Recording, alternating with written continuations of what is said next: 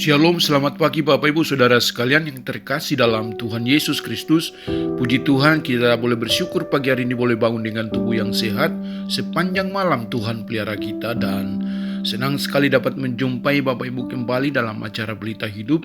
Dan sebelum kita melangkah sepanjang hari ini, kita rindu merenungkan kebenaran firman Tuhan. Dan kebenaran firman Tuhan pagi hari ini datang menguatkan kita tentang dampak ketika Yesus naik ke sorga. Apa yang terjadi ketika Yesus naik ke sorga dan apa dampaknya bagi kita sebagai orang percaya? Alkitab berkata di dalam Kisah Rasul pasal yang pertama ayat yang ke-8 dikatakan demikian, tetapi kamu akan menerima kuasa kalau Roh Kudus turun ke atas kamu, dan kamu akan menjadi saksiku di Yerusalem dan di seluruh Yudea dan Samaria dan sampai ke ujung bumi.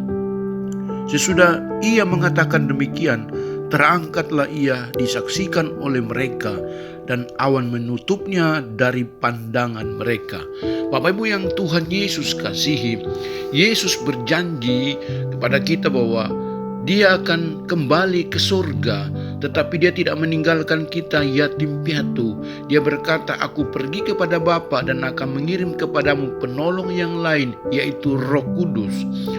Yohanes 14 ayat 1 berkata, janganlah gelisah dan gentar hatimu, sebab aku pergi menyiapkan tempat bagimu, dan apabila aku sudah menyiapkan tempat bagimu, aku akan datang kembali dan membawa kamu di tempat di mana aku berada, kamu pun berada.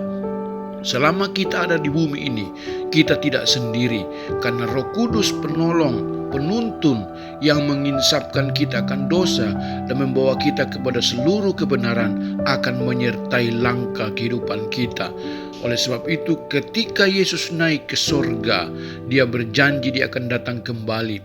Tapi sementara kita menantikan kedatangannya pada kali yang kedua, kita tidak sendiri, ada pribadi Roh Kudus yang menyertai langkah kehidupan kita.